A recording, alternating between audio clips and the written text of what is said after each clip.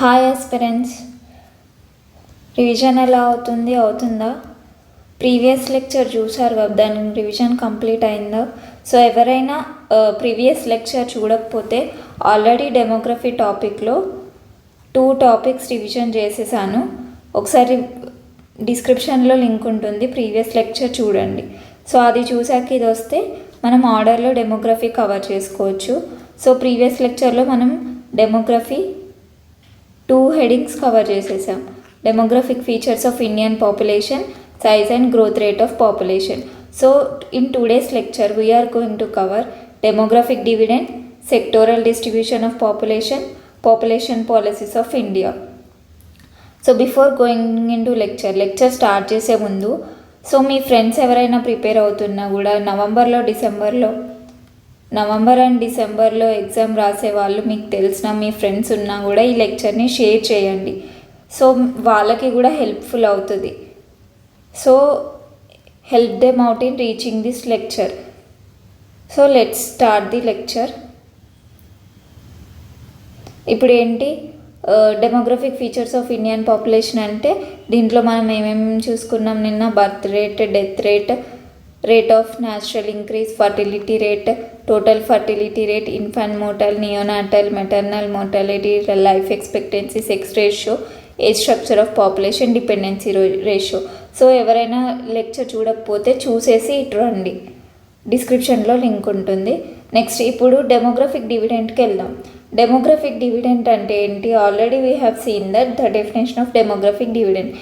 Demographic dividend is nothing but working population ఎక్కువ ఉన్న కంట్రీలో హెల్ప్ఫుల్ అవుతుంది కాబట్టి, ఆ కంట్రీ గ్రోత్కి హెల్ప్ఫుల్ అవుతుంది కాబట్టి దాన్ని డెమోగ్రఫీ డివిడెంట్ అని అంటామని చూసుకున్నాం కదా. సో ఈ డెమోగ్రఫిక్ డివిడెంట్ డీటెయిల్గా చూసుకుందాం ఈరోజు. Next sectoral distribution of population. Sectoral distribution of population అంటే ఏంటి? ప్రైమరీ, సెకండరీ, టెరిషరీ సెక్టార్లో పాపులేషన్ ఎలా డిస్ట్రిబ్యూట్ అయి ఉంది అని చూసుకుందాం. నెక్స్ట్ దానికి రిలేటెడ్ కొన్ని MCQs కూడా చూసుకుందాం. ఓవరాల్ ఈ లెక్చర్లో ఇవి కవర్ చేస్తాం ఇప్పుడు. Next population policies of India.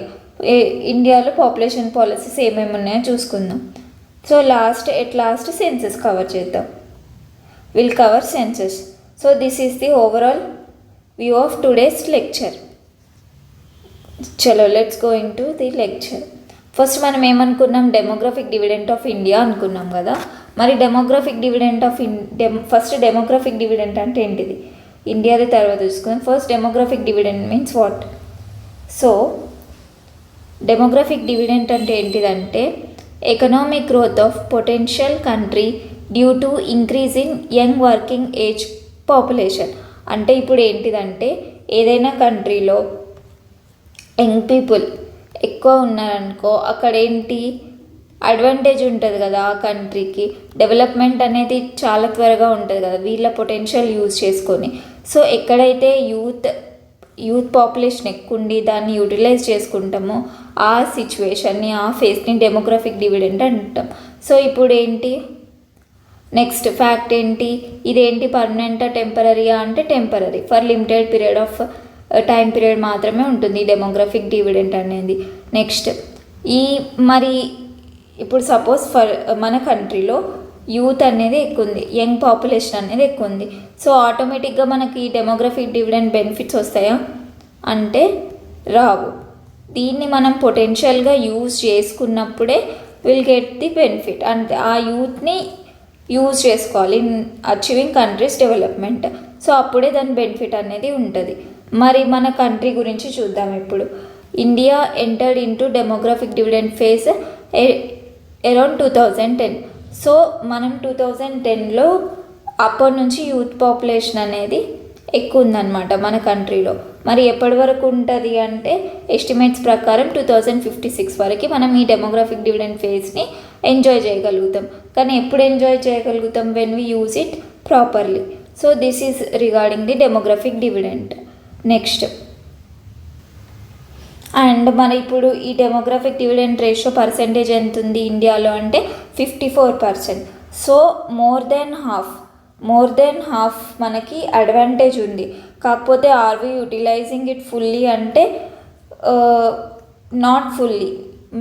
మొత్తం యూటిలైజ్ చేసుకోలేకపోతున్నాం. ఎన్ని స్కీమ్స్ అన్నీ పెట్టినా కూడా చాలామంది యూత్ అనేది స్కిల్లెస్ కానీ లేకపోతే అన్ఎంప్లాయిడ్ కానీ ఉంటుంది. వాళ్ళ పొటెన్షియల్ని మనం యూజ్ చేసుకోలేకపోతున్నాం. కానీ మనకి ఎంత 54% ఆఫ్ డెమోగ్రఫిక్ డివిడెంట్ అనేది ఉందన్నమాట.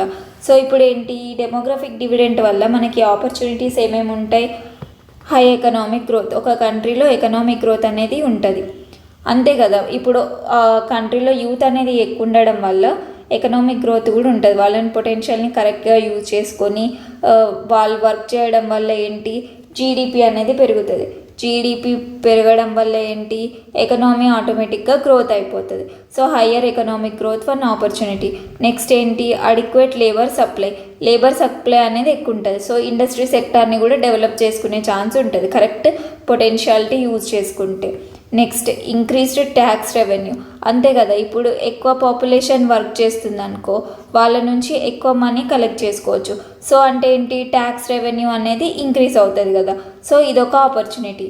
సో ఇప్పుడు మన ఎంసీక్యూస్లో ఈ ఆపర్చునిటీస్ వచ్చినాయి అనుకో, ఈజీగా కామన్ సెన్స్ యూజ్ చేసి మనం మార్క్ చేయొచ్చు. సో డెమోగ్రఫిక్ డివిడెంట్ అంటే ఏంటి, వర్కింగ్ పాపులేషన్ ఎక్కువ ఉండడం. సో వర్కింగ్ పాపులేషన్ ఎక్కువ ఉండడం వల్ల ఏంటి, ఆటోమేటిక్గా అన్ని పాజిటివ్స్ ఉంటాయి కదా.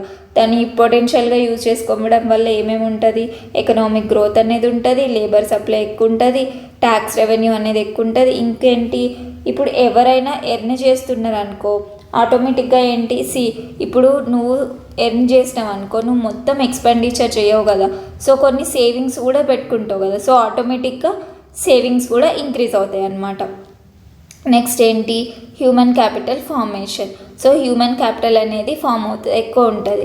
నెక్స్ట్ ఇంక్రీజ్ ఇన్ డిమాండ్ కూడా పెరుగుతుంది. So these are the opportunities. మరి ఛాలెంజెస్ ఏంటి, ఇప్పుడు మనం ఎగ్జాక్ట్లీ ఫేస్ చేస్తున్న ఛాలెంజ్ ఏంటిదంటే హై అన్ఎంప్లాయ్మెంట్. సో అరౌండ్ ఏంటి, ఇప్పుడు యూత్ పాపులేషన్ అనేది చాలా ఎక్కువ ఉంది. మరి దానికి తోడు అన్ఎంప్లాయ్మెంట్ కూడా చాలా హై ఉంది. పాపులేషన్ ఎక్కువ ఉంది, వర్కింగ్ పాపులేషన్ ఎక్కువ ఉంది, అన్ఎంప్లాయ్మెంట్ కూడా ఎక్కువనే ఉందన్నమాట. So this is one of the important అంటే main challenge of demographic dividend, high unemployment. దాన్ని సరిగ్గా యూటిలైజ్ చేసుకోకపోతే హై అన్ఎంప్లాయ్మెంట్ అనేది ఉంటుంది. నెక్స్ట్ ఏంటి, వీక్ ఎడ్యుకేషన్ సిస్టమ్. ఇప్పుడు చూడండి, ఈ ఛాలెంజెస్ అన్నీ మనం ఫేస్ చేస్తున్నాం. ఆపర్చునిటీస్తో పాటు ఛాలెంజెస్ కూడా ఫేస్ చేస్తున్నాం. మన ఎడ్యుకేషన్ సిస్టమ్ అనేది కొంచెం దాని స్టాండర్డ్స్ అనేవి తగ్గిపోతున్నాయి. అందరు ఎడ్యుకేషన్ సిస్టమ్ ఫ్రూట్స్ అనేది అందుకోలేకపోతున్నారు. సో ఇది ఒక challenge. Next week health care system. Population పెరుగుతుంది, పాపులేషన్ పెరుగుతున్న కొద్దీ దానికి తగ్గట్టు హాస్పిటల్స్ ఉండాలి, దానికి తగ్గట్టు ఫెసిలిటీస్ ఉండాలి, డాక్టర్స్ ఉండాలి, అందరూ ఉండాలి. సో ఇదొక మెయిన్ ఛాలెంజ్ అనమాట. అందుకే ఇది వీక్ హెల్త్ కేర్ సిస్టమ్ అంటాం. Next reduced fertility. When population growth automatically ఏంటి, యంగ్ పాపులేషన్ గ్రో అవుతుంది. అండ్ ఇంకొకటి ఏంటి, ఎడ్యుకేషన్ పెరుగుతుంది, ఎడ్యుకేషన్ ఎంప్లాయ్మెంట్. సో ఈ లైఫ్ సైకిల్ ప్రాసెస్లో అదేంటి, చిల్డ్రన్ అంటే మ్యారేజ్ చేసుకోవడం కానీ లేదా అవి లేట్గా అవుతుంది. ఎర్లీ మ్యారేజెస్ కాకుండా లేట్ మ్యారేజెస్ అవుతుంది. సో లేట్ మ్యారేజెస్ అవ్వడం వల్ల స్ట్రెస్ ఇవన్నిటి వల్ల ఏంటి, ఫర్టిలిటీ కూడా తగ్గిపోతుంది కదా. So that is the main challenge అనమాట, రెడ్యూస్డ్ ఫర్టిలిటీ. నెక్స్ట్ ఏంటి, deficit of skilled work force. అంటే ఇప్పుడు అందరూ ఉన్నారు, చాలా పాపులేషన్ ఉంది మనకి, అందరూ స్కిల్ ఉండాలని లేదు కదా. సో ఏంటి, మనకి పాపులేషన్ ఉంది, ఇండస్ట్రీస్ పెడతాం, అన్నీ ఉంటుంది, కానీ స్కిల్డ్ వర్క్ ఫోర్స్ ఉంటారా అంటే అందరు స్కిల్డ్ ఉండరు కాబట్టి డెఫిసిట్ ఉంటుంది స్కిల్డ్ వర్క్ ఫోర్స్. సో అందుకే ప్రాపర్ యూటిలైజేషన్ ఉండాలన్నమాట. Next dependency ratio. Dependency ratio అంటే ఏంటి, ఇప్పుడు ఒక ఇంట్లో 5 మెంబర్స్ ఉన్నారనుకోండి, 5 మెంబర్స్లో మదర్ ఫాదర్ వర్క్ చేస్తున్నారు. వీళ్ళందరూ ఇప్పుడు suppose 24 years, 26 years and 20 years వచ్చింది. సో ఇప్పుడు అన్ఎంప్లాయ్మెంట్ ఉండడం వల్ల ఈ 26 years and 24 they are trying for their jobs. So ఇప్పుడు ఏంటి, ఇంత ఏజ్ వచ్చినా కూడా వాళ్ళు వాళ్ళ పేరెంట్స్ మీద డిపెండ్ అవుతారు కదా. సో అట్లా ఎన్ని ఫ్యామిలీస్ ఉంటాయి, చాలా ఫ్యామిలీస్ ఉంటాయి కదా. సో డిపెండెన్సీ రేషియో కూడా ఇంక్రీజ్ అవుతుంది అన్నమాట. These are the challenges. So ఇప్పుడు చూసుకుందాము ఒకసారి ఆపర్చునిటీస్ అండ్ ఛాలెంజెస్ ఏంటియో ఈజీగా చెప్పగలగాలి మీరే. ఆపర్చునిటీస్ ఏంటి, హయ్యర్ ఎకనామిక్ గ్రోత్ ఉంటుంది. Next adequate labour supply, tax revenue పెరుగుతుంది, సేవింగ్స్ పెరుగుతాయి, అండ్ హ్యూమన్ క్యాపిటల్ ఎక్కువ ఉంటుంది, తర్వాత డిమాండ్ కూడా ఎక్కువనే ఉంటుంది. మరి ఛాలెంజెస్ వచ్చేసి unemployment challenge, education system week ఉంటుంది, హెల్త్ కేర్ సిస్టమ్ వీక్ ఉంటుంది, ఫర్టిలిటీ తగ్గిపోతుంది, deficit of skill work force and dependency ratio కూడా ఎక్కువ ఉంటుంది అనమాట. So this is the demographic dividend. And మన ఇండియాకి ఎప్పుడు స్టార్ట్ అయింది? 2010లో ఎంటర్ అయినాం. ఎప్పటి వరకు ఉంటుంది? మ్యాక్సిమం 2056 వరకు ఉంటుంది. అండ్ వచ్చేసి రేషియో ఇక్కడ 54% డెమోగ్రఫిక్ డివిడెంట్. ఆపర్చునిటీస్ చూసుకున్నాం, ఛాలెంజెస్ చూసుకున్నాం.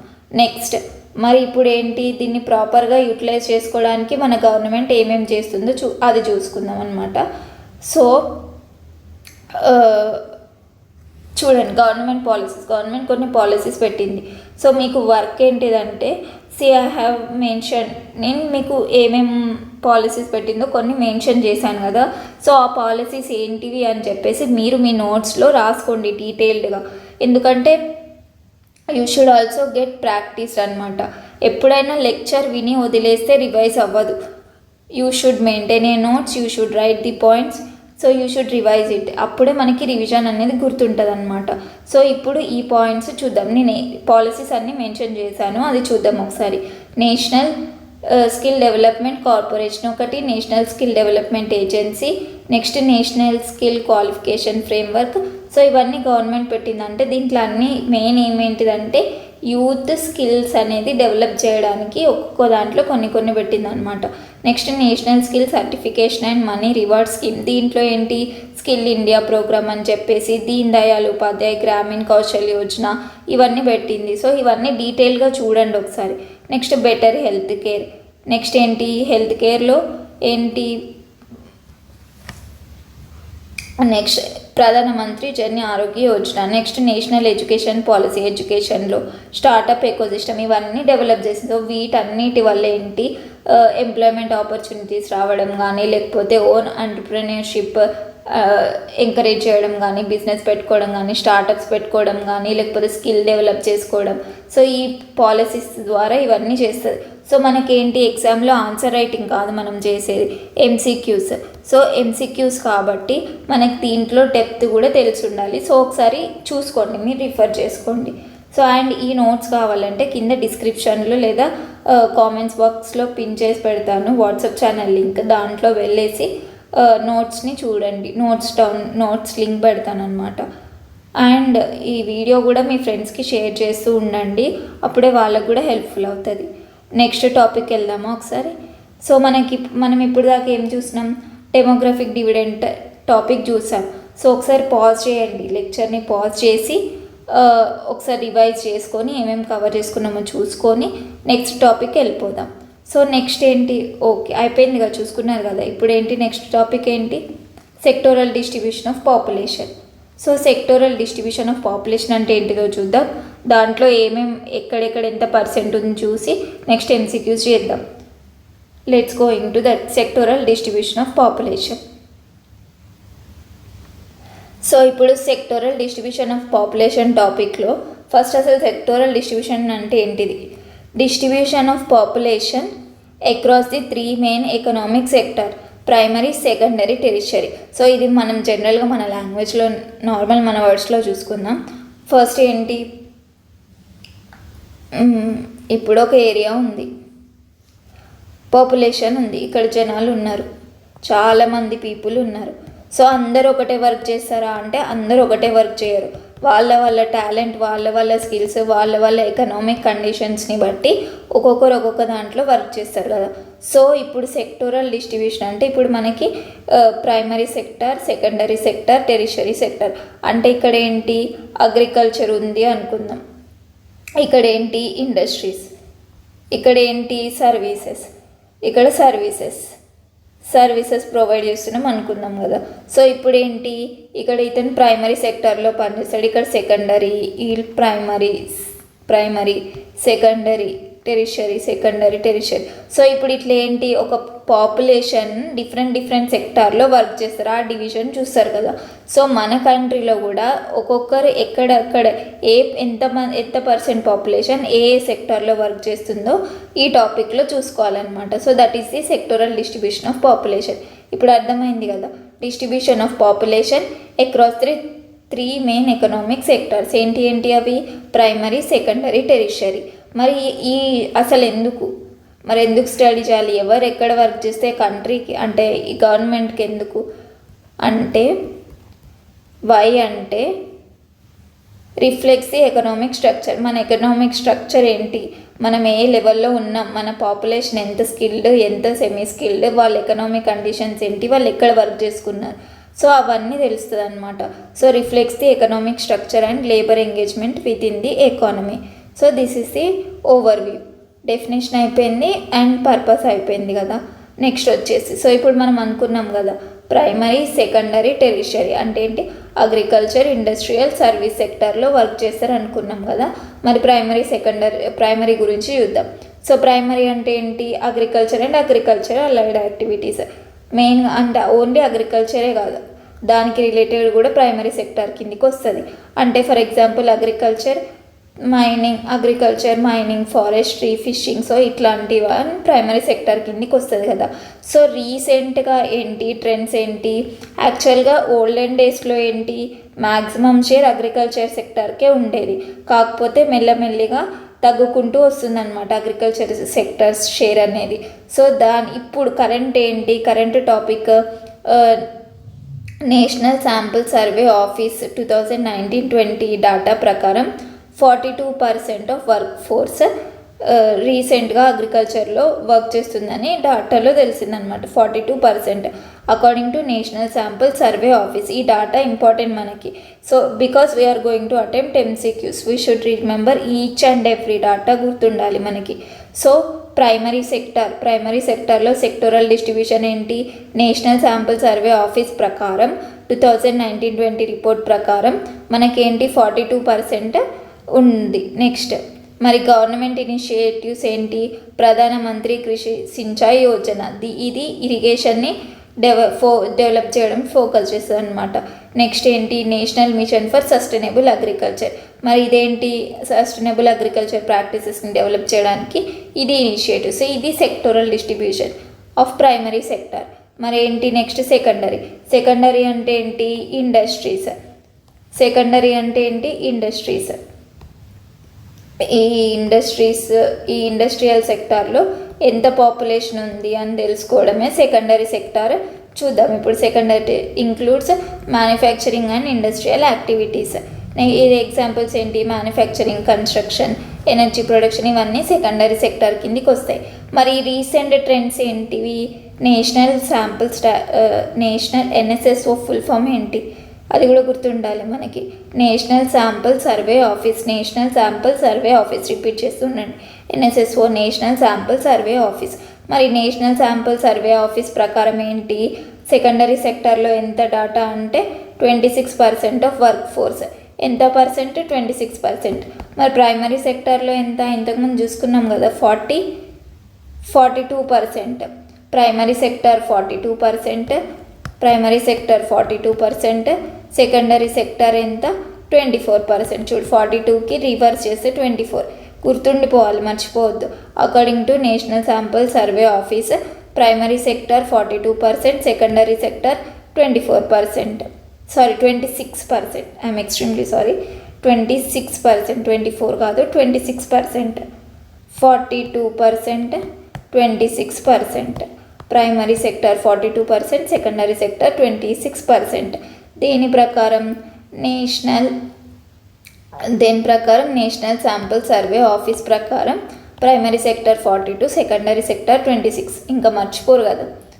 నెక్స్ట్ గవర్నమెంట్ ఇనిషియేటివ్స్ ఏమేమి ఉన్నాయి? Make in India programme, it is the main important programme. So ఇదేంటి? డొమెస్టిక్ అండ్ ఫారెన్ ఇన్వెస్ట్మెంట్స్ని ఎంకరేజ్ చేస్తుంది మ్యానుఫ్యాక్చరింగ్ కోసం. నెక్స్ట్ ఇంకేంటి? National infrastructure pipeline, focus on improving infrastructure. ఇంకా ఏమేమి ఇనిషియేటివ్స్ ఉన్నాయో మీరు రాసుకోండి, ఎందుకంటే మనకి MCQsలో వచ్చే ఛాన్స్ ఉంది. నేను మీకేంటి ఓవర్వ్యూ అండ్ జనరల్ రివిజన్ ఇస్తున్నాను, కానీ ఇంకా డీప్గా వెళ్ళి మీరు రివైజ్ చేసుకోవాలి. So that depends on person to person. Next ఏంటి? సెకండరీ సెక్టర్ అయిపోయింది. నెక్స్ట్ టెరిషరీ సెక్టార్లో ఏంటి? టెరిషరీ సెక్టర్ అంటే ఏంటి? సర్వీసెస్ అంటే ఏంటి? ట్రేడ్లో service provider, finance, real estate, public services, etcetera. అన్ని చాలా డిఫరెంట్ కైండ్స్ ఆఫ్ సర్వీసెస్ ఉంటాయి కదా మనకి ఈ service sector according to this. So మనకి ఇంతకుముందు ఏమనుకున్నాం, ప్రైమరీ సెకండరీ టెరిషరీ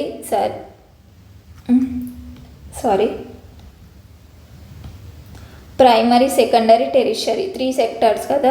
మరి ప్రైమరీలో ఎంత అనుకున్నాం 42%, సెకండరీలో ఎంత అనుకున్నాం 26%, మరి థర్డ్ టెరిషరీ సెక్టార్ షేర్ ఎంత 32%. సో ఇదే ఏం లేదండి, ఇదే sectoral distribution of population topic అంటే. దీని ఎంసీక్యూస్ మ్యాక్సిమం దీని నుంచే వస్తాయి. నెక్స్ట్ మ్యాక్సిమం అన్న ఇంకా డెప్త్గా కూడా ఇవ్వచ్చు, ఎందుకంటే మనకి ఈ మధ్యలో పేపర్ సెట్టింగ్ డిఫరెంట్ వస్తుంది కదా. సో ఇంకా డీప్గా వెళ్ళి చదువుకోవడం బెటర్. నెక్స్ట్ గవర్నమెంట్ ఇనిషియేటివ్స్ ఏమేమి ఉన్నాయి, digital India program and skill development schemes. So ఇవన్నీ సర్వీస్ సెక్టార్ కిందికి వస్తాయి. స్కిల్ డెవలప్మెంట్లో ఏమేమి ఉన్నాయి, ప్రధానమంత్రి కౌశల్ వికాస్ యోజన, బడ్జెట్లో కూడా పెట్టిళ్ళు లాస్ట్ ఇయర్ ప్రధానమంత్రి కౌశల్ వికాస్ యోజన. సో ఇదేంటి, ఎంప్లాయ్మెంట్ ఎన్హాన్స్ చేస్తుంది అనమాట సర్వీస్ సెక్టార్లో. సో మనకు 3 సెక్టార్స్ అయిపోయినాయి. Sectoral distribution topic completed. So దీనికి రిలేటెడ్ ఎంసీక్యూస్ చూద్దామా, ఇంత ఈజీగా అంటారు ఇప్పుడు. అండ్ ఫస్ట్ దానికన్నా ముందు యాక్చువల్గా ఇంతకుముందు 1950s 70sలో ఏముండే, ఇక్కడేమో అగ్రికల్చర్ సెక్టర్ డామినేట్ చేస్తుండే. ఇక్కడ ఏంటి మెల్లమెల్లగా ఇండస్ట్రియల్ సెక్టర్లో గ్రోత్ వచ్చింది, కాకపోతే అంత గ్రోత్ రాలేదు. తర్వాత ఏమైంది, షిఫ్ట్ అయిపోయింది. ప్రైమరీ నుంచి మనకు యాక్చువల్గా సెకండరీ సెక్టర్ ఇండస్ట్రియల్ సెక్టార్కి వెళ్ళాలి, కాకపోతే మనం ఏమైనా షిఫ్ట్ అయినాం అనమాట. ఎల్పిజి పాలసీ వల్ల సర్వీస్ సెక్టార్కి ఎక్కువ మంది షిఫ్ట్ అయ్యారు. So this is our sectoral trend, population trend. Next implications ఏంటి, ఇప్పుడు ఏంటి transition to secondary and tertiary sectors అంటే ఏంటి, ఇప్పుడు అగ్రికల్చర్ నుంచి చాలామంది ఇండస్ట్రియల్ సర్వీస్ సెక్టార్కి వెళ్తుందంటే దాని సైన్ ఏంటి, ఆ ప్లేస్లో ఎకనామిక్ గ్రోత్ ఉంది అని దాని అర్థం. తర్వాత ఏంటి ఎంప్లాయ్మెంట్ పాలసీస్, ఇక్కడ ఏంటి మన ఎంప్లాయ్మెంట్ పాలసీస్ ఉండడం వల్ల జాబ్స్ క్రియేట్ అవుతాయి. తర్వాత ఏంటి ఇవన్నీ రీజనల్ డిస్పారిటీస్ అవన్నీ focus on creating job and opportunities. Next regional variations అంటే ఏంటి, సో ఇప్పుడు ఏంటి ఒక్కొక్క సెక్టార్లో ఒక్కొక్క ఉంటాయి కదా. సో ఇప్పుడు చాలామంది విలేజెస్ ఉన్నాయి. ఒకప్పుడు అందరూ అగ్రికల్చర్ ప్రాక్టీసెస్ చేస్తుండే కాబట్టి అందరూ విలేజెస్లో పాపులేషన్ ఎక్కువ ఉండే, సిటీస్లో టౌన్స్లో పాపులేషన్ అనేది కంపారిటివ్లీ తక్కువ ఉండే. సో ఇప్పుడేంటి వీళ్ళ ఫ్యామిలీలో ఐదుగురు ఉంటే ముగ్గురు వీళ్ళకి జాబ్ చేద్దాం అనుకున్నారు. సో ఇక్కడ ఏంటి ఇక్కడ నుంచి ఈ పాపులేషన్ ఇప్పుడు ఇక్కడికి వచ్చేస్తుంది కదా, సిటీకి వచ్చేస్తుంది కదా. అంటే ఇక్కడ ఏంటి ఇప్పుడు సిటీలో పాపులేషన్ పెరిగింది, విలేజ్లో పాపులేషన్ తగ్గింది, అంటే రీజనల్ వేరియేషన్స్ వచ్చినాయి కదా, దీన్నే రీజనల్ వేరియేషన్స్ అంటాం. సో ఈ సెక్టరల్ డిస్ట్రిబ్యూషన్ వల్ల మనకు రీజనల్ వేరియేషన్స్ కూడా తెలుస్తాయి అన్నమాట. సో దానివల్ల ఇప్పుడు ప్లానింగ్ చేయొచ్చు మనకి ఈ ట్రెండ్స్ ఈ స్టాటిస్టిక్స్ తెలిస్తే రీజనల్ ప్లానింగ్ అండ్ పాలసీ మేకింగ్లో కూడా హెల్ప్ఫుల్ అవుతుంది. So this is the topic of sectoral distribution of population. So దీని నుంచి ఎట్లా ఎంసీక్యూస్ వస్తాయో చూద్దాం ఇప్పుడు. సో ఆన్సర్ మీరు ఆన్సర్ చేయాలి. Which sector employs the largest share of work force in India as of the latest data, ప్రైమరీయా, సెకండరీయా, టెరిషరియా, క్వాటర్నియర్ సెక్టరా చెప్పండి. సో గెస్ పెట్టండి ఆన్సర్. సో చూద్దామా ఇప్పుడు. అంతే, ప్రైమరీ సెక్టర్ కరెక్టే ఆన్సర్ చేసిల్లు అనుకుంటా కదా అందరూ, ప్రైమరీ సెక్టర్. నెక్స్ట్ ఇది చెప్పాలి. As per national sample survey office which is the approximate percentage of Indian work force engaged in tertiary sector. So ఇంతకుముందు మనం ఎంసీక్యూస్ చూసినాం కదా. సో ఎంతమంది అనుకుంటున్నారు, 40 కాదు, 50 కాదు, మరి 25 32? ఏ ఆర్ బి టిక్ చేయండి త్వరగా, నేను ఆన్సర్ చూపిస్తాను మీకు. సో ఎంతమంది కరెక్ట్ అయిందో చెప్పాలి మీరు కామెంట్స్లో. So you should do answer అన్ని కామెంట్స్లో చెప్పండి.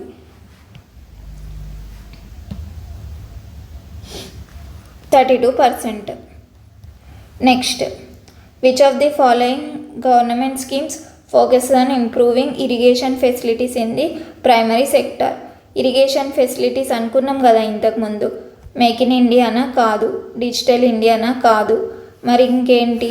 ప్రధానమంత్రి కృషి సించాయ్ యోజననా లేకపోతే నేషనల్ మిషన్ ఫర్ సస్టైనబుల్ అగ్రికల్చరా? ఆన్సర్ నాకైతే సి అని అనిపిస్తుంది. మరి మీకేమనిపిస్తుందో కామెంట్స్లో చెప్పండి. సో రైట్, ప్రధానమంత్రి కృషి సించాయ్ యోజన. ఇట్లనే ఎలిమినేట్ చేసుకోవాలి ఎగ్జామ్లో కూడా.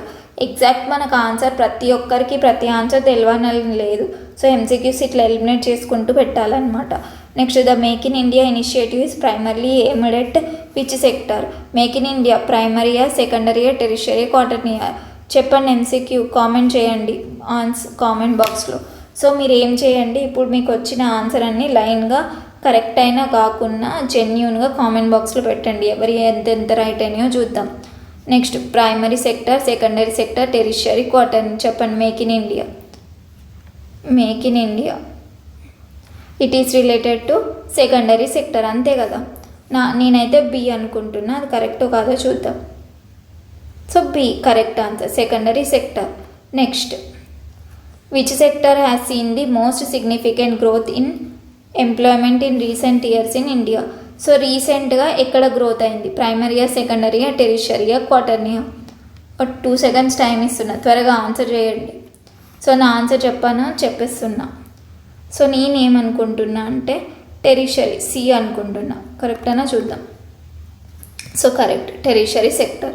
Next, which of the following is not a characteristic of the tertiary sector? Not, చూడండి ఇది ఎక్కువ గుర్తుపెట్టుకో. ఎగ్జామ్లో నాట్ అని వచ్చినప్పుడు మనం బై మిస్టేక్ చాలామంది ఇక్కడే మన ర్యాంక్ మిస్ అవుతుంది. చూసి పెట్టండి. ఇప్పుడు టెరిషరీ సెక్టర్ క్యారెక్టరిస్టిక్ ఏది కాదు. So providing services like banking service సెక్టరా కాదా? Yes or no? Next, manufacturing of goods include sector like health care and IT, retail, real estate. So ఇప్పుడు బ్యాంకింగ్ అండ్ ఎడ్యుకేషన్ ఇది సర్వీస్ సెక్టర్ కిందకే వస్తుంది. Manufacturing ఏ sector కిందకి వస్తుంది? చెప్పండి. Next, health care and service sector కిందకి వస్తుంది. Retail and real estate service sector. So కానిది ఏంటిది? బి, అంతే కదా, B. So next, which scheme AIIMS to enhance the employability of individuals in the service sector? Service సెక్టర్కి రిలేటెడ్ది ఏంటి చెప్పండి. ఇది అగ్రికల్చర్ అనే వర్డ్ ఉంటే అది ఖచ్చితంగా ప్రైమరీ. ఫస్ట్ మీ ఆన్సర్ చెప్పండి, తర్వాత డిస్కస్ చేద్దాం. పెట్టేసిళ్ళు కదా, 2 seconds గ్యాప్ ఇస్తున్నా. పాజ్ చేసి ఆన్సర్ పెట్టి మళ్ళీ రెస్యూమ్ చేయండి. సో మనం ఇప్పుడు డిస్కస్ చేద్దాం. National mission for sustainable agriculture primary కిందికి వస్తుంది. సో కాదు, సర్వీస్ అనేది కాదు. నెక్స్ట్ ఏంటి? ఇన్ఫ్రాస్ట్రక్చర్ పైప్లైన్ అంటే ఏంటి? మనకి సర్వీస్ కిందికి రాదు. నెక్స్ట్, ప్రధానమంత్రి కౌశల్ వికాస్ యోజన కూడా సర్వీస్ కిందికి రాదు. నేనైతే సి అనుకుంటున్నా, డిజిటల్ ఇండియా. కరెక్టా కాదా? So this time I'm wrong. First answer నాది తప్పైపోయింది. సో ఆన్సర్ ఏంటి? ప్రధానమంత్రి కౌశల్ వికాస్ యోజన.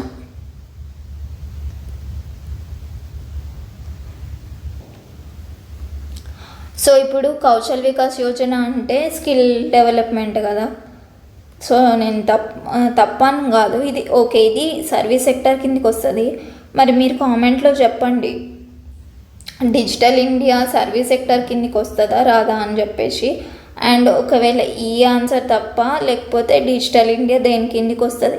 సో ఈరోజు నేను చూడాలి మీ లెక్చర్ విన్న వాళ్ళందరూ నేను అడిగే క్వశ్చన్స్కి కామెంట్స్లో ఖచ్చితంగా పెట్టాలి. మీ పార్టిసిపేషన్ కూడా ఉండాలి. Which may motives may to do other videos. So వేరే వీడియోస్ చేయడానికి కొంచెం మోటివేషన్ కూడా వస్తుంది. కామెంట్స్లో పెట్టండి డిజిటల్ ఇండియా ఏమేమి పెట్టాలి, ఈ ఆన్సర్స్ పెట్టండి.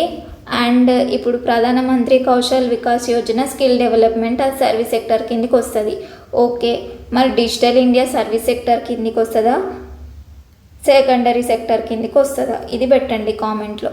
నెక్స్ట్ వచ్చేసి according to recent census which sector is likely to see the least employment growth in India in the near future.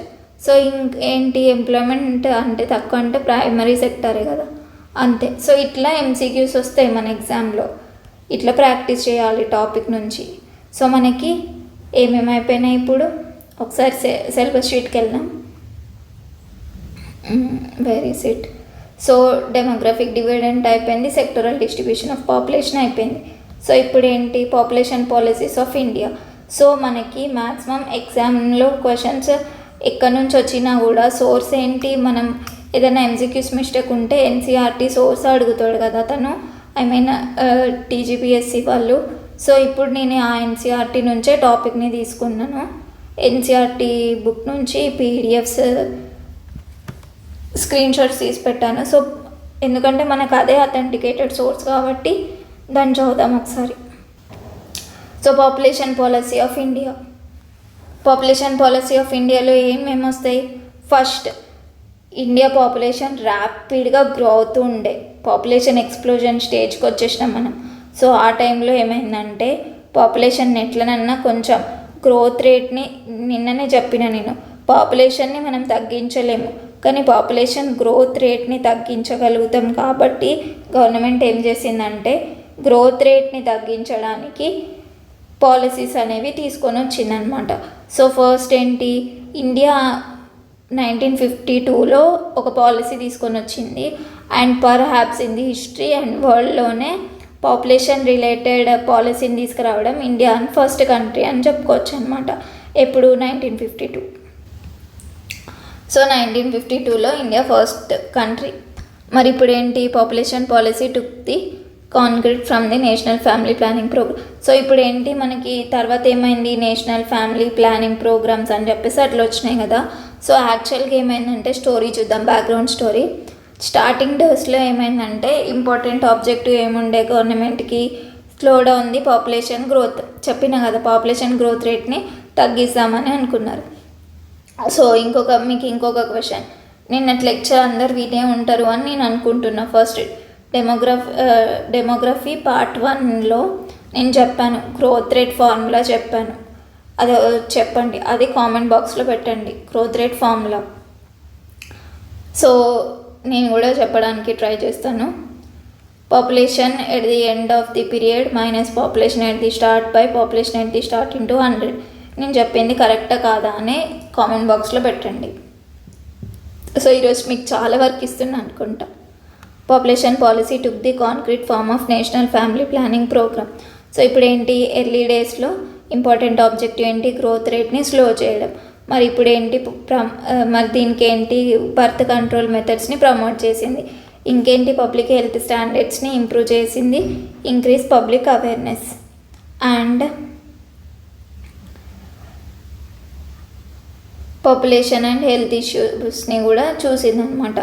కాకపోతే ఏమైందంటే 1975 to 76 టైంలో నేషనల్ ఎమర్జెన్సీ కదా. సో ఆ టైంలో తర్వాత ఏమైంది, నేషనల్ ఎమర్జెన్సీ టైంలో పార్లమెంట్లో బిల్ పాస్ చేయనక్కర్లేదు. సో గవర్నమెంట్ ఫోర్స్ఫుల్గా ఏం చేసింది, స్టెరిలైజేషన్ మెథడ్స్ని పబ్లిక్లో యూజ్ చేయడానికి ఫోర్స్ చేసిందనమాట. ఏంటి sterilization methods, vasectomy, tubectomy.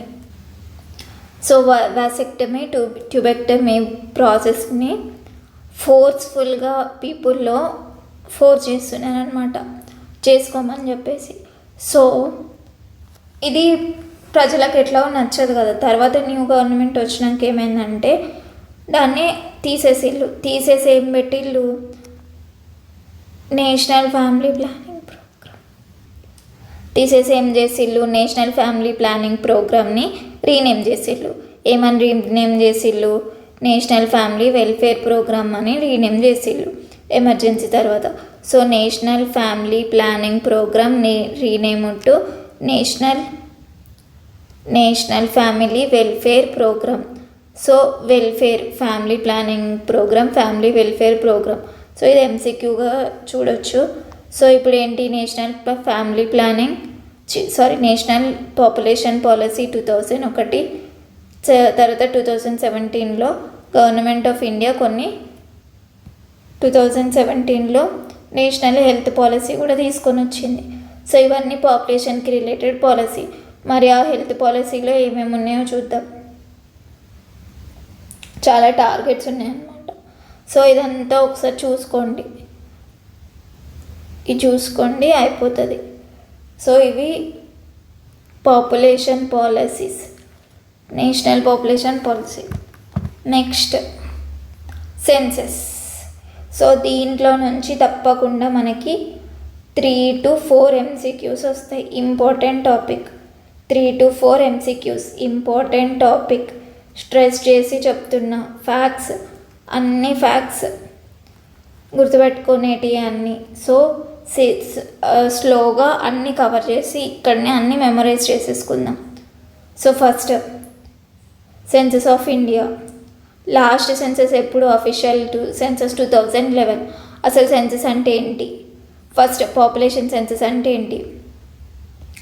So population census is the process of, ఇప్పుడు ఏంటి, ఏదైనా నువ్వు ఏ డాటాకి రిలేటెడ్ వర్క్ చేయాలన్నా ఫస్ట్ క్రూడ్ డాటా మొత్తం ఇక్కడ అక్కడక్కడక్కడ డాటా ఉంటుంది కదా, దీన్ని అంతా కలెక్ట్ చేయాలి. ఏం చేస్తావు? ఫస్ట్ కలెక్ట్ చేయాలి. కలెక్ట్ చేసినాక ఏంటి, ఇష్టం వచ్చినట్టు ఉంటుంది కదా, అన్నీ కలెక్ట్ చేస్తాం మనం. సో ఇప్పుడు కలెక్ట్ చేసినాక సపోజ్ ఫ్లవర్స్ అనుకుందాం, డిఫరెంట్ ప్లాంట్స్ నుంచి డిఫరెంట్ ఫ్లవర్స్ పిక్ చేసుకున్నాక సెగ్రిగేట్ చేస్తాం కదా. సో కలెక్టింగ్ తర్వాత కంపైల్ చేసినాక ఏంటి, ఏవేవి ఎన్ని ఉన్నాయి, దేనికి రిలేటెడ్ ఎంతెంత నెంబర్ ఉంది అని చెప్పేసి ఏం చేస్తాం, అనలైజ్ చేస్తాం. Collect, compile, analyse. తర్వాత ఏంటి, ఆ డాటాని డిస్ట్రిబ్యూట్ చేస్తాం. సో ఇదేంటి, ఇదంతా ఒక స్పెసిఫిక్ టైం పీరియడ్. ఈ రోజు ఎంత ఉంది, రేపు ఎంత ఉంది, ఈ ఇయర్లో ఎంత ఉంది, 10 yearsలో ఎంత ఉంది. సో స్పెసిఫిక్ టైం పీరియడ్లో చేస్తామన్నమాట. సో అదేంటో ఇప్పుడు డెఫినేషన్లో చూద్దాం.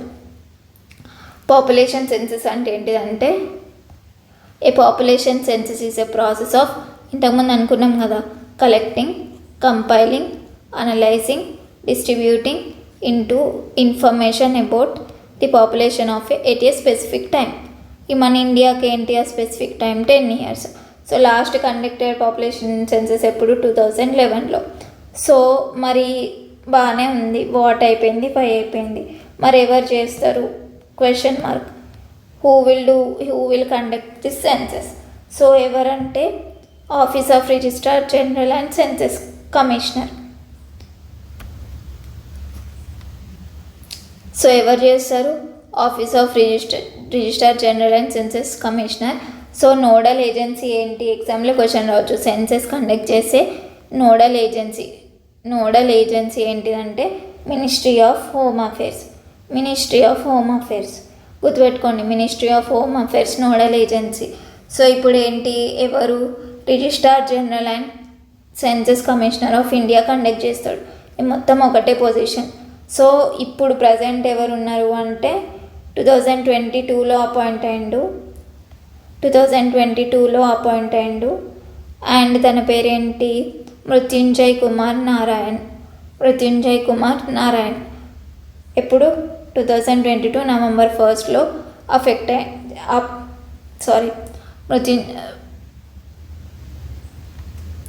Registrar general and census commissioner of India ఎవరంటే మృత్యుంజయ్ కుమార్ నారాయణ్. ఎప్పుడు జాయిన్ అయిండు అంటే 2022 November 1st. అప్పటి నుంచి ఇతనే ఉంటున్నాడు అనమాట. సో ఎట్లా గుర్తుపెట్టుకుంటారు? పాపులేషన్కి ఎండ్ అనేది ఉంటుందా? మొత్తం పాపులేషన్ అంతమైపోతుందా? అంతమైపోదు. దాన్ని ఏంటి, మృత్యుంజయం. పాపులేషన్ అనేది మృత్యుంజయుడు అన్నట్టు. సో దానికి కమిషనర్ ఎవరు? మృత్యుంజయ్ కుమార్ నారాయణ్. అట్లా గుర్తుపెట్టుకోవాలి. జస్ట్ ఇట్లా సిల్లీగా గుర్తుపెట్టుకుంటే అన్నీ గుర్తుంటాయి మనకి ఎగ్జామ్లో. సో ఎవరు? Registrar general and census commissioner of India ఎవరు? మృత్యుంజయ్ కుమార్ నారాయణ్. ఎప్పుడు జాయిన్ అయ్యిండు? November 1st, 2022. సో ఇది అయిపోయింది. నెక్స్ట్ మరి సెన్సస్ డాటా ఏంటి, హిస్టరీ ఏంటిది అంటే జనరల్గా స్టార్ట్ అయింది ఎప్పుడు అంటే 1830లో ఒక సిటీకి మాత్రమే కంప్లీట్ సెన్సస్ చేసిళ్ళు 1830. సో ఇప్పుడు ఎవరు? Henry Walter. ఇతనే father of Indian father of Indian census ఎవరు? Henry Walter. ఇది గుర్తుపెట్టుకోండి. 1830లో ఇండియన్ సిటీలో కంప్లీట్ సెన్సస్ హెన్రీ వాల్టర్ చేసిండు. అతన్ని ఫాదర్ ఆఫ్ ఇండియన్ సెన్సస్ అంటారు. సో నెక్స్ట్ ఎప్పుడు? 1872, 30 తర్వాత 72. ఇప్పుడు ఫస్ట్ నాన్ సింక్రనస్ సెన్సస్ అంటే ఓవరాల్గా కండక్ట్ చేసేది కానీ కరెక్ట్ ఒక సిస్టమాటిక్ ఆర్డర్లో లేదు. నాన్ సింక్రనస్ సెన్సస్ ఎవరు చేసిళ్ళు? లార్డ్ మాయో. 1872. నెక్స్ట్ వచ్చేసి 1881 నుంచి కంప్లీట్ ఫస్ట్ సింక్రనస్ సెన్సస్ ఉంటున్నాయి. ఫస్ట్ సింక్రనస్ సెన్సస్ మరి ఎవరి కింద? Lord Ripon. మరి కాకపోతే ఏంటి, ఇతను జస్ట్ ఏంటి, ఇతని ఆధ్వర్యంలో సెన్సస్ కమిషనర్ ఆఫ్ ఇండియా ఎవరు? డబ్ల్యూసి. సో ఎవరు అంటే డబ్ల్యూసి ప్లౌడెన్. సో మనకి ఇక్కడ నేను మీకు కొన్ని సిల్లీ ట్రిక్స్ చెప్తాను, ఈజీ గుర్తుండిపోతుంది. సో ఇప్పుడు ఏంటి మనకి గుర్తుండాల్సిన ఫ్యాక్ట్స్ ఏంటి, మనం చేయాల్సింది ఎంసీక్యూస్ అంటే మనకు గుర్తుపెట్టుకోవాలి. గుర్తు ఎట్లా పెట్టుకుంటాం చూద్దాం. ఫస్ట్ సింక్రనస్ సెన్సస్ ఎప్పుడు? 1881లో. 1881 గుర్తుంటుంది మనకి ఎట్లాగో, కానీ ఎవరి కింద? ఎవరు అంటే లార్డ్ రిప్పన్. జనరల్గా మనం ఏదైనా స్టార్ట్ చేసేటప్పుడు ఏంటి, రిబ్బన్ కట్ చేస్తాం కదా. సో రిబ్బన్ అట్లా గుర్తుపెట్టుకోండి. సో ఎవరి కింద? Under lord Ripon. ఎవరు? డబ్ల్యూసి ప్లౌడెన్. అప్పుడు కమిషనర్ అనమాట. ప్లౌడెన్ ఏంటి? ప్లవ్ అంటే నాగలితోని దున్నుతాం కదా. సో అతను అప్పుడు అట్లా స్టార్ట్ చేసిండు, అది స్టార్టింగ్ ప్రాసెస్ కాబట్టి అట్లా స్టార్ట్ చేసిండని గుర్తుపెట్టుకోండి. ప్లౌడెన్, డబ్ల్యూసి ప్లౌడెన్. ఎవరి కింద? Under lord Ripon. కమిషనర్ ఎవరు? డబ్ల్యూసి ప్లౌడెన్. ఫస్ట్ సింక్రనస్ సెన్సస్ ఎప్పుడు? February 17, 1881.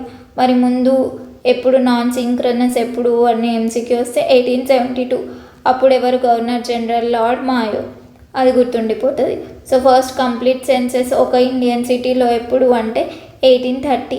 మరి అప్పుడు ఎవరు ఉన్నారు? Henry Walter. Father of Indian census ఎవరు? Henry Walter. సో ఏమేమి ఇయర్స్? 1830, 1872, 1881. 3 years అయిపోయినాయి. సో ఇప్పుడు గుర్తుండిపోతుంది కదా. నెక్స్ట్ తర్వాత ఏమైంది? ఇండిపెండెన్స్ తర్వాత ఫస్ట్ సెన్సస్ ఎప్పుడు? 1951, February 9th, 1951. ఈ లెక్చర్ కూడా మనం 9th రోజే రికార్డ్ చేస్తున్నాం. సో నేను 9th రోజు రికార్డ్ చేస్తున్నా, అట్లా గుర్తుపెట్టుకోండి. Just February 9th, 1951. 1951లో first census of independent India. So తర్వాత ఇప్పుడు లేటెస్ట్ 2011లో. తర్వాత ఇంకా మళ్ళీ సెన్సస్ చేయలేదు కోవిడ్ చేయబట్టి. సో అప్పుడు ఎవరున్నారు? చంద్రమౌళి. స్లోగన్ ఏంటి అప్పుడు? Our census our future. మరి ఈ 2011 సెన్సస్ ఎన్నో నెంబర్ అంటే ఇండిపెండెన్స్ తర్వాత కౌంట్ చేస్తే 7th సెన్సస్. అదే 1872 నుంచి కౌంట్ చేస్తే 15th సెన్సస్. సో ఈ ఫ్యాక్ట్స్ అన్నీ గుర్తుండిపోతాయి కదా, ఏది మర్చిపోద్దు. 1830, 1872, 1881, 1951, 2011 ఫినిష్. సో ఇంకొన్ని ఫ్యాక్ట్స్ చూద్దాం సెన్సస్ రిలేటెడ్. ఫస్ట్ ఏంటిదంటే 2001 to 11 ఈ 10 yearsలో పాపులేషన్ గ్రోత్ రేట్ ఎంత ఉందంటే 17.7% ఉందంట. మరి ఇది ఎట్లా క్యాలిక్యులేట్ చేస్తాం? ఒకసారి మనం ఫార్ములా గుర్తుపెట్టుకోవడానికి ఎగ్జాంపుల్ చేద్దామా? ఇది చూద్దాం. ఇప్పుడు మనకి 2001 to 11 చూసిండు కదా. సో ఇప్పుడు ఏంటి 2000 ఫార్ములా గ్రోత్ రేట్కి ఫార్ములా ఏంటి? ఎండ్ పీరియడ్లో ఉన్న పాపులేషన్ మైనస్ స్టార్టింగ్ పీరియడ్లో ఉన్న పాపులేషన్ డివైడ్ బై స్టార్టింగ్ పీరియడ్లో ఉన్న పాపులేషన్ ఇంటూ 100 అనుకున్నాం కదా. అంటే ఇప్పుడు ఏంటి 2001లో ఎంత పాపులేషన్ 2000 ఎండ్ పీరియడ్ కదా, 2011లో ఎంత పాపులేషన్ ఉంది మైనస్ 2001లో ఎంత ఉంది డివైడెడ్ బై 2001లో ఎంత ఉంది ఇంటూ 100. గ్రోత్ రేట్ వచ్చేస్తుంది, సింపుల్. సో ఇప్పుడు ఏంటి పాపులేషన్ గ్రోత్ 2001 to 11లో ఎంత వచ్చిందంట మనకి 17.7% ఉంది. కానీ ప్రీవియస్ డికేడ్లో ఎంత ఉండే 21.5%. సో ఇప్పుడు చూసినా కదా, చెప్పినా కదా నిన్న గ్రోత్ అనేది ఉంటుంది, కాకపోతే గ్రోత్ రేట్ అనేది తగ్గుతుంది. అప్పుడు ప్రీవియస్ డికేట్లో 21.5% గ్రోత్ రేట్ ఉంటే మనకి 2001 to 2011లో 17.7% గ్రోత్ రేట్ ఉంది. సో ఇప్పుడు ఈ ఫ్యాక్ట్స్ మర్చిపోరు కదా. 17.7% 2001 to 2011 టైంలో, ప్రీవియస్ డికేట్లో 21.5% పాపులేషన్ గ్రోత్ రేట్. సో ఇప్పుడు పాపులేషన్ గురించి చూద్దాం. First top highest population states ఏంటి, తర్వాత లోయెస్ట్ పాపులేషన్ స్టేట్స్, తర్వాత ఇవన్నీ చూద్దాం. సో మన కంట్రీ పాపులేషన్ ఎంత మనకి యాక్చువల్గా 121 crores అకార్డింగ్ టు 2011 సెన్సెస్. తర్వాత ఇప్పుడు ఏంటి, ఎక్కువ పాపులేషన్ ఉన్న స్టేట్స్ టాప్ 10 చూద్దాం. ఎందుకంటే మనకి గ్రూప్ 1లో ఓసారి ఏమొచ్చింది, మ్యాచ్ ద ఫాలోయింగ్ అడుగుతాడు. సో మ్యాచ్ ద ఫాలోయింగ్ అడుగుతాడు కాబట్టి ఒక 4 అని ఇస్తాడు. అంటే ఇప్పుడు టాప్ 5 అన్న గుర్తుపెట్టుకోవాలి మీరు ఎగ్జామ్కి. సో అవి ఏంటియో చూద్దాం. ఫస్ట్ టాప్ ఏంటి పాపులేషన్ ఎక్కువ ఉన్న స్టేట్ ఉత్తరప్రదేశ్, తర్వాత మహారాష్ట్ర, బీహార్, వెస్ట్ బెంగాల్, మధ్యప్రదేశ్, తమిళనాడు. టాప్ 1 గుర్తుపెట్టుకుందాం ఇప్పుడు. ఫస్ట్ అయితే హైయెస్ట్ పాపులేషన్ స్టేట్ ఏంటి, ఉత్తరప్రదేశ్. లోయెస్ట్ పాపులేషన్ స్టేట్ ఏంటి, సిక్కిం. ఇక్కడ రాద్దాం. ఓకే, హైయెస్ట్ పాపులేషన్ ఉన్న స్టేట్ ఏంటి, ఉత్తరప్రదేశ్. లోయెస్ట్ పాపులేషన్ ఉన్న స్టేట్ ఏంటి, Sikkim. Next UT, highest population ఉన్న యూటీ ఏంటి, యూనియన్ టెరిటరీ, ఆబ్వియస్లీ ఢిల్లీ. మరి లోయెస్ట్ పాపులేషన్ ఉన్నది ఏంటి, లక్షద్వీప్. సో హైయెస్ట్ పాపులేషన్ ఉన్నది ఏంటి, యూటీలో. ఇదేమో స్టేట్స్, ఇదేమో యూనియన్ టెరిటరీస్. సో ఏంటిది, ఢిల్లీ. లోయెస్ట్ ఉన్నది ఏంటి, లక్షద్వీప్. సో ఇప్పుడు ఏంటి, మనం లక్ష్యంగా పెట్టుకోవాలి దీని పాపులేషన్ పెంచడం, అట్లా గుర్తుపెట్టుకోండి. లోయెస్ట్ పాపులేషన్ ఉన్నది ఏంటి, Lakshadweep. Highest population Delhi. Highest population state ఏంటి, ఉత్తరప్రదేశ్. లోయెస్ట్ పాపులేషన్ స్టేట్ ఏంటి, సిక్కిం. మర్చిపోరు కదా. ఇప్పుడు చెప్పండి, పాపులేషన్ ఆఫ్ కంట్రీ ఎంత, 121 crores. ఎప్పుడు ఇది, 2011లో. మరి స్టేట్స్లో హైయెస్ట్ పాపులేషన్ ఏంటి, ఉత్తరప్రదేశ్. లోయెస్ట్ పాపులేషన్ ఏంటి చెప్పాలి, లోయెస్ట్ పాపులేషన్ ఏంటి, సిక్కిం. మరి హైయెస్ట్ పాపులేషన్ యూటీలో ఏంటి, ఢిల్లీ. లోయెస్ట్ పాపులేషన్ యూటీలో ఏంటి, లక్షద్వీప్. పాపులేషన్ రిలేటెడ్ అయిపోయింది. Next population density. India population density ఎంత, 382. మన కంట్రీ పాపులేషన్ డెన్సిటీ ఎంత, 382. మరి అసలు పాపులేషన్ డెన్సిటీ అంటే ఏంటి, ఒక ఇంత ప్లేస్ తీసుకుంటే ఈ ప్లేస్లో ఎంతమంది జనాభా ఉంటున్నారు, అది అక్కడ ఏరియాని బట్టి ఉంటుంది అనమాట. సో ఈ నెంబర్ని పాపులేషన్ డెన్సిటీ అంటారు. సో మన ఇండియాలో 382 మెంబర్స్ పర్ స్క్వేర్ కిలోమీటర్ ఉంటున్నారు. Population density 382. నెక్స్ట్ ఇండియా తర్వాత హైయెస్ట్ పాపులేషన్ డెన్సిటీ ఉన్న స్టేట్ ఏంటి, బీహార్లో చాలా దగ్గర ఉంటారు జనాలు. లోయెస్ట్ పాపులేషన్ డెన్సిటీ ఉన్న స్టేట్ ఏంటి, అరుణాచల్ ప్రదేశ్లో దూరం ఉంటారు. Next union territory highest population density Delhi. Union territory with lowest population density Andaman and Nicobar islands. So ఇది ఈజీ గుర్తుండిపోతుంది. ఇదేమో పాపులేషన్ కదా. పాపులేషన్ డెన్సిటీ చూద్దాం. Population density states, highest population, lowest population చూడకుండా చెప్పాలి మీరే. UTs population density, UTs highest population, lowest population. So జనాలు దగ్గరికి ఎక్కడ ఉంటారు అనుకున్నాం, బీహార్లో ఉంటారు అనుకున్నాం. అసలు దూరం ఎక్కడ ఉంటారు, అరుణాచల్ ప్రదేశ్ అంతే. Highest population Bihar, lowest population density, highest population density Bihar, lowest population density Arunachal Pradesh. మరి యూనియన్ టెరిటరీస్లో ఢిల్లీలో దగ్గర ఉంటారు. పాపులేషన్ కూడా ఢిల్లీలోనే ఎక్కువ ఉంటుంది. యూనియన్ టెరిటరీ పాపులేషన్ డెన్సిటీ కూడా ఢిల్లీలోనే ఉంటుంది. మరి lowest population density of UT ఏంటిది, ఎక్కడ అంటే అండమాన్ అండ్ నికోబార్ ఐలాండ్స్లో జనాలు దూరం ఉంటారు అని గుర్తుపెట్టుకోండి. సో అంతే. లక్షద్వీప్ ఏమో పాపులేషన్ తక్కువ ఉంటుంది, మనం లక్ష్యంగా పెట్టుకోవాలి పాపులేషన్ ఎక్కువ చేయడం, అట్లా గుర్తుపెట్టుకోండి. సో ఇక్కడ ఏంటి డెన్సిటీ అంటే దగ్గర దూరం దూరం అట్లా గుర్తుపెట్టుకోండి. Highest population density state Bihar, lowest population density state Arunachal Pradesh, highest population density UT Delhi, lowest population density UT Andaman and Nicobar islands. So ఇవి అయిపోయినాయి, పాపులేషన్ డెన్సిటీ అయిపోయింది. మరి ఎస్సీ ఎస్టీ పాపులేషన్ మన కంట్రీలో ఎంత అంటే ఎస్సీ పాపులేషన్ 16.6, దాంట్లో హాఫ్ ఎస్టీ అట్లా గుర్తుపెట్టుకోండి. 16 divided by 2 8. So SC population ఎంత ఇండియాలో 16.6, మరి ఎస్టీ పాపులేషన్ ఎంత 8.6. 16.6% ఏమో ఎస్సీ పాపులేషన్, 8.6 ఏమో ఎస్టీ బై 2 ఎస్టీ పాపులేషన్ అయిపోయింది. మరి ఇప్పుడు హైయెస్ట్ ఎస్సీ పాపులేషన్ ఉన్నది ఎక్కడ? ఉత్తరప్రదేశ్. ఉత్తరప్రదేశ్లో పాపులేషన్ కూడా ఎక్కువనే ఉంది, పాపులేషన్ డెన్సిటీ ఎస్సీ పాపులేషన్ కూడా ఎక్కువనే ఉంది. ఎస్టీ పాపులేషన్ ఎక్కువ ఉన్నది ఎక్కడ? మధ్యప్రదేశ్లో. మధ్యప్రదేశ్లో ట్రైబల్స్ ఎక్కువ ఉంటారు కాబట్టి షెడ్యూల్ ట్రైబ్స్ ఎక్కువ ఉంది మధ్యప్రదేశ్లో. సో ఎస్సీ పాపులేషన్ ఉత్తరప్రదేశ్లో ఎక్కువ ఉంటుంది. నెక్స్ట్ యూనియన్ టెరిటరీస్లో ఎస్సీ పాపులేషన్ ఎక్కడ? ఢిల్లీలోనే. అండ్ ఎస్టీ పాపులేషన్ ఎక్కడ? లక్షద్వీప్లో. సో ఢిల్లీ పాపులేషన్లో ఎక్కువనే ఉంటుంది, పాపులేషన్ డెన్సిటీలో ఎక్కువనే ఉంటుంది.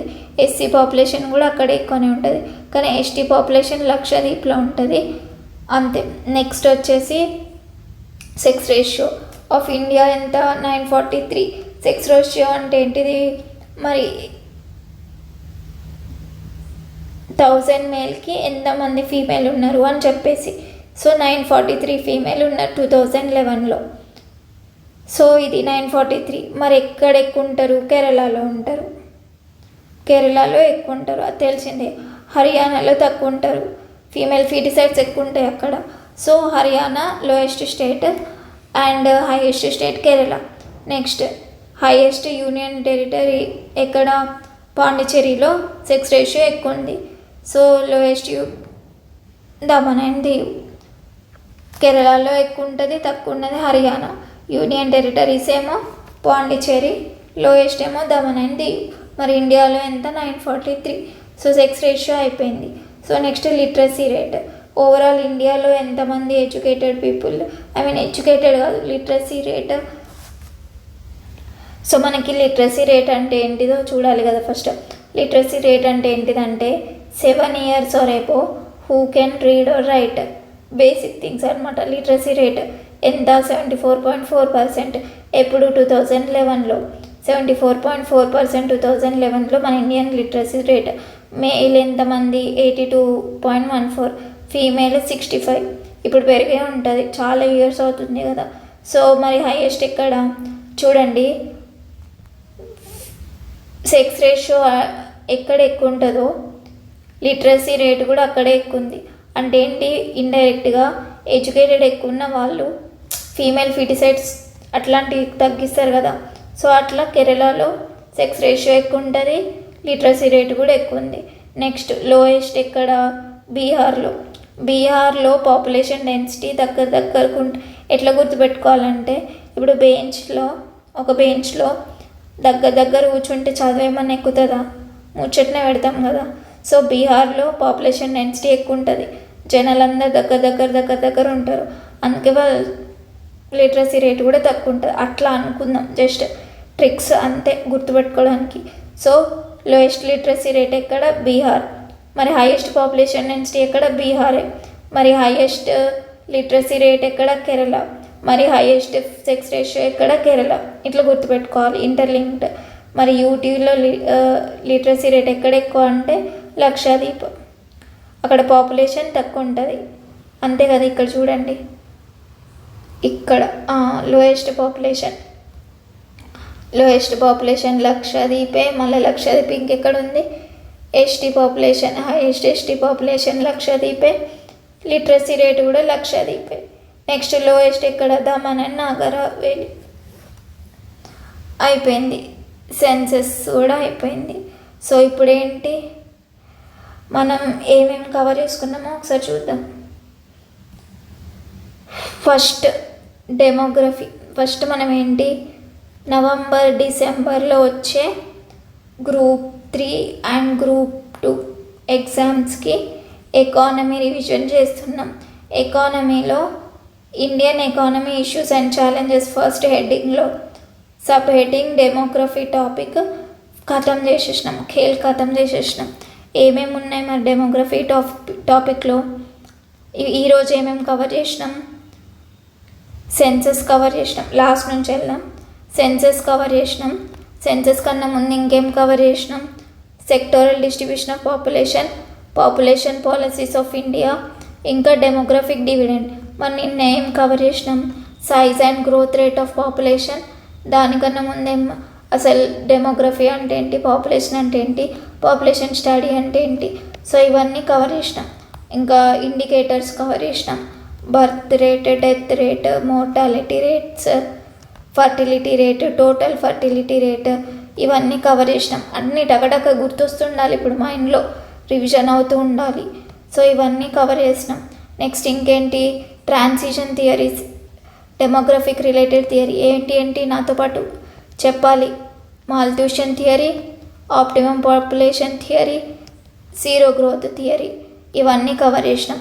ఇంపార్టెంట్ థియరీ ఇంకొకటి ఏంటి? Demographic transition theory. మరి దీంట్లో ఎన్ని స్టేజెస్ ఉంటాయి అనుకున్నాం? 5 స్టేజెస్ ఉంటాయి అనుకున్నాం. 5 స్టేజెస్లో 3 యాక్చువల్ స్టేజెస్, 2 ఎక్స్టెండెడ్ స్టేజెస్. మరి ఇండియాలో ఎంత? 4 స్టేజెస్. సో 1981 నుంచి ఇప్పటికీ కంటిన్యూ అవుతుంది. 4th స్టేజ్ స్టేబుల్గా ఉంది, తర్వాత పెరగచ్చు తగ్గొచ్చు చెప్పలేం. సో ఇది డెమోగ్రఫిక్ రిలేటెడ్. సో ఇదంతా అయిపోయింది. సో ఈ 2 లెక్చర్స్ 2-3 టైమ్స్ రివైజ్ చేసుకొని వాట్సాప్ ఛానల్ డిస్క్రిప్షన్లో కింద పెడతాను, దాంట్లో నోట్స్ డౌన్లోడ్ చేసుకొని నోట్స్ మీ ఇంకా ఎక్స్ట్రా నోట్స్ యాడ్ చేసుకొని టాపిక్ని పర్ఫెక్ట్గా ప్రిపేర్ అయ్యి MCQs కూడా చేయండి. సో నాకు మీరు ఫస్ట్ నా కామెంట్ బాక్స్లో లెక్చర్స్ ఓకేనా, అర్థమవుతున్నాయా, కంటిన్యూ చేయాలా సిరీస్ వద్దా అని చెప్పేసి చెప్పండి. మీరు కంటిన్యూ చేయమంటే ఎకానమీ సిరీస్ కంటిన్యూ చేస్తా, లేదు అంటే ఆపేయను. కాకపోతే నాకు కొంచెం బూస్టింగ్ వచ్చినట్టు ఉంటుంది. కంటిన్యూ చేయాలా వద్దా అని కామెంట్ బాక్స్లో చెప్పండి. చలో దెన్ బాయ్. నేనైతే ఏం కామెంట్స్ రాకపోతే మీరు లెక్చర్ వింటలేరు అని అనుకుంటా. సో షూర్గా కామెంట్ చేయండి. క్లాస్ విన్న ప్రతి ఒక్కరు కామెంట్ బాక్స్లో కామెంట్ చేయండి. చలో then bye. All the best. Prepare well. Next లెక్చర్లో చూద్దాం.